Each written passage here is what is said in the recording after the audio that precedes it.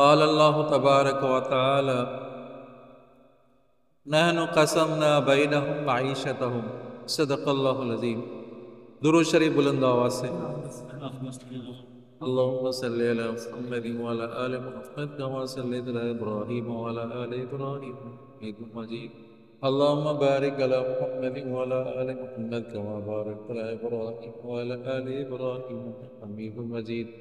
فرمایا اللہ تبارک و تعالی نے نحن قسمنا بینہم معیشتہم، ہم نے تمہارے رزق کو تقسیم کر دیا ہے، تمہاری معیشت کو ہم نے تقسیم کر دیا، کسی کو زیادہ دیا کسی کو کم دیا۔ اللہ کے تقسیم پر آدمی راضی رہے، اللہ نے تقسیم کی ہے، کسی کو زیادہ کسی کو کم، کسی کو امیر بنایا کسی کو غریب بنایا، اس پر آدمی راضی رہے۔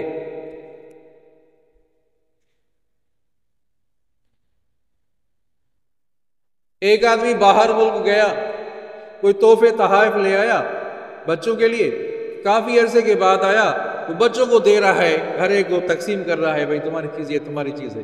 ایک بچہ ایسا ہے کہ اس تقسیم پر راضی نہیں ہو رہا، اس کو جو تحفہ ملا ہے سمجھا نہیں، وہ راضی نہیں ہو رہا، وہ اسے نہیں لے رہا، تو لوگ کیا کہیں گے، گھر والے کیا کہیں گے، بڑا تو بد نصیب ہے، تمہارا باپ دور سے آیا ہے، تمہارے لیے تحفہ لے آیا ہے، سمجھا، اور تو اس تحفے کو پر راضی نہیں ہے، سمجھا نہیں، لوگ ان کو بد نصیب کہیں گے نہیں کہیں گے کہ بھائی دور سے آیا ہے تمہارا باپ، تمہارے لیے تحفہ لایا ہے۔ تو عزیزو، اللہ تبارک و تعالیٰ نے جو تقسیم کی ہے اس پر آدمی راضی رہے، شکر بھی کرے صبر بھی کرے، سمجھا نہیں۔ اب جزا فضا کرے گا تو کیا کرے گا بھلا، کچھ کر سکتا ہے، اس کی مرضی ہے۔ آپ صلی اللہ علیہ وسلم نے فرمایا اللہم احیینی مسکینا، کہ دونوں سبحان اللہ، وامتنی مسکینا واحشرنی فی زمرۃ المساکین۔ آپ صلی اللہ علیہ وسلم دعا مانگ رہے ہیں اللہم احیینی مسکینا، یا اللہ مجھے زندہ رکھ مسکینی کی حالت میں، مارنا بھی مسکینی کی حالت میں، اور قیامت کے دن مساکین کی جماعت سے اٹھانا۔ مساکین لوگ جو ہوں گے، غریب قسم کے لوگ، وہ جنت میں پہلے داخل ہوں گے، وہ جنت میں پہلے امیر لوگوں کو کہا جائے گا رک جاؤ، کھڑے ہو جاؤ، پہلے حساب دو، کہاں سے کمایا، کیسے کمایا تھا، یہ جو پیسہ جمع کیا تھا کیسے جمع کیا تھا، پہلے حساب دے دو، پہلے غریب جنت میں جائیں، پہلے مساکین جنت میں جائیں۔ اور مسکین کسے کہا جاتا ہے عزیزو؟ جس کے گھر میں ایک وقت کا کھانا بھی نہ ہو، یہ مسکین ہے، سمجھا نہیں، اس کو مسکین کہا جائے گا۔ توکل کرے، اللہ کی ذات پر توکل کرے، اللہ ہی دے گا، سوال نہ کرے، لوگوں کے آگے ہاتھ نہ پھیلائے۔ ایک وقت بھی نہیں ہے، ایک وقت کا کھانا بھی نہیں ہے، تو شریعت نے اتنی اجازت دی ہے کہ دوسروں سے سوال کرو، فقط ضرورت پوری کرنے کی وجہ سے، فقط اس طریقے سے کہ تمہارا ایک وقت کا کھانا ہو جائے، اتنے سوال کرنے کی گنجائش ہے۔ آج تو ہم نے عادت بنا لی، فطرت بنا لی، بھائی تھوڑا کچھ ہوگا، بھائی سوال کرو، بھائی سوال کرنا ہے۔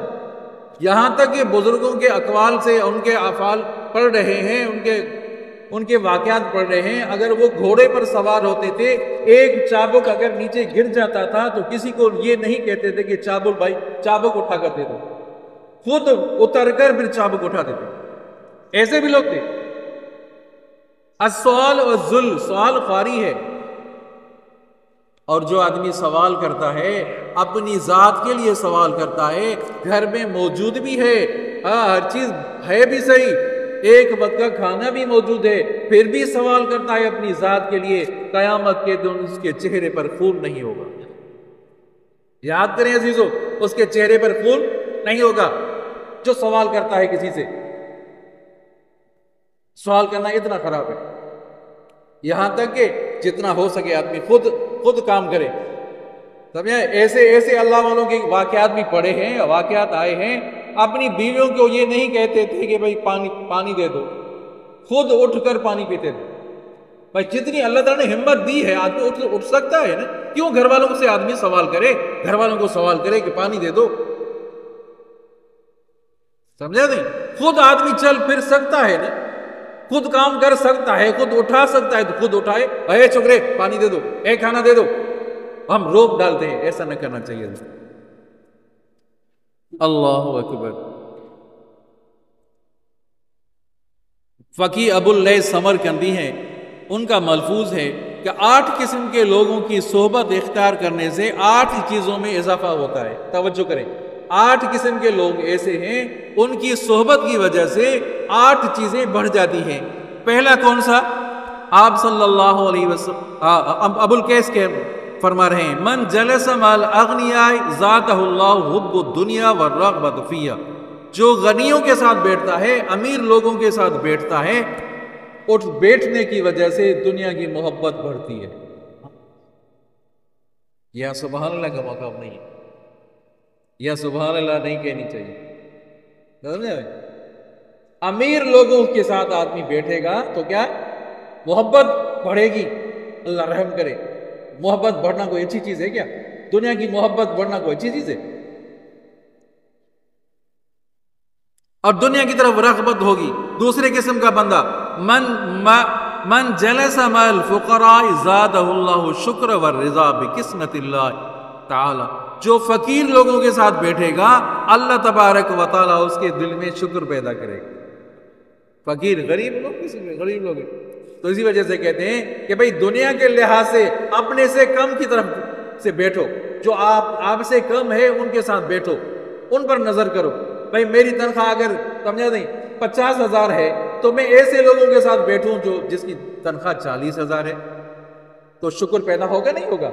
اگر میری تنخواہ 50,000 ہے، میں ایسے لوگوں کے ساتھ بیٹھوں گا جس کی تنخواہ 1,00,000 ہے، 1.5 لاکھ اس کی آمدنی ہے، تو کیا پیدا ہوگا؟ ناشکری پیدا ہوگی. تو کیا پیدا ہوگی؟ ناشکری پیدا ہوگی.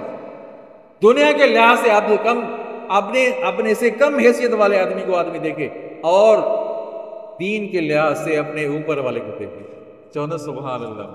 یار یہ تو سنت کا تابع ہے، سنت کی تابع داری کر رہا ہے، اشراق بھی پڑھ رہا ہے، چاشت بھی پڑھ رہا ہے، 5 وقت پابندی کے ساتھ پڑھ رہا ہے. اللہ تعالیٰ مجھے بھی توفیق دے دے، میں بھی سنت پر چل رہا ہوں.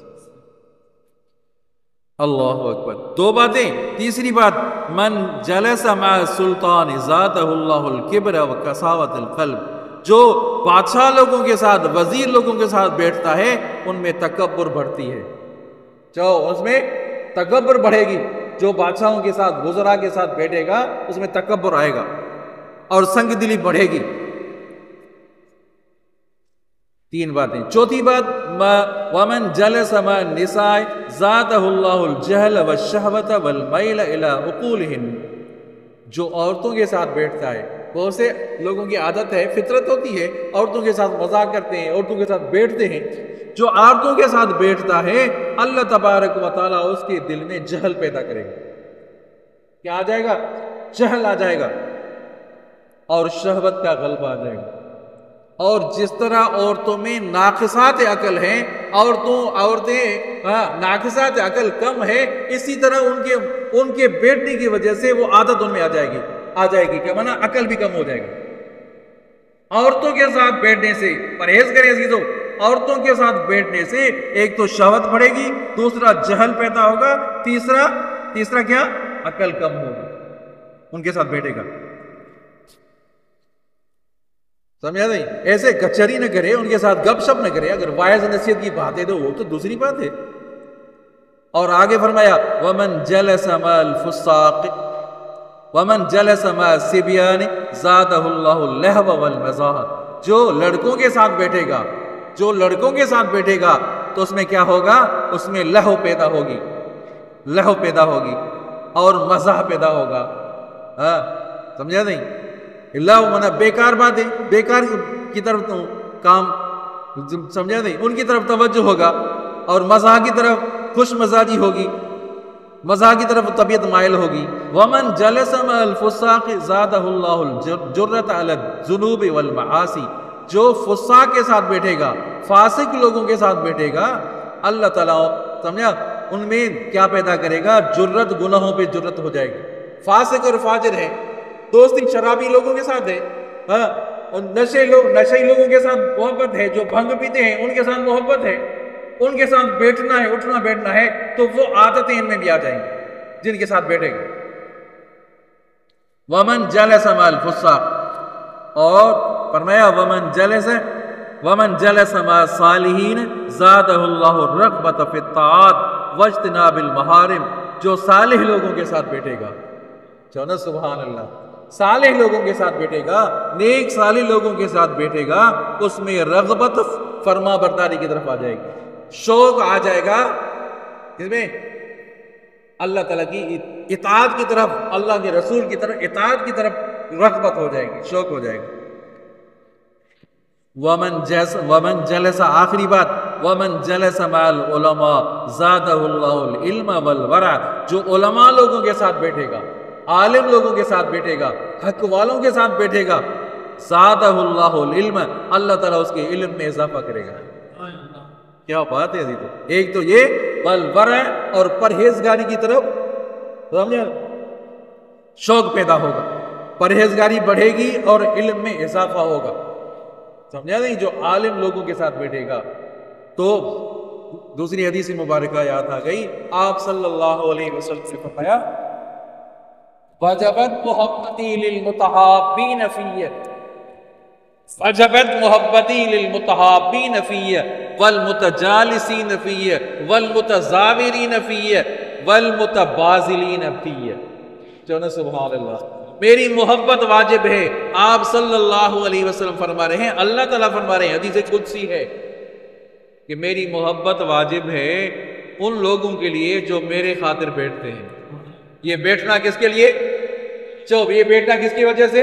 جہاں بھی مجلس ہو، اللہ والوں کی مجلس ہو، اللہ اس کے رسول کی باتیں ہو رہی ہے، اللہ والوں کے ساتھ کی باتیں ہو رہی ہیں، ان مجلسوں میں آدمی بیٹھ جائے. بیٹھے گا تو کیا فائدہ ہوگا؟ فرمایا محبت بڑھے گی. وجبت متحابین فیہ، سمجھا؟ اللہ تعالیٰ فرما رہے ہیں کہ میری محبت واجب ہے ان کے لیے. والمتجالسین فیہ، جو میرے خاطر بیٹھتے ہیں میری محبت واجب ہے.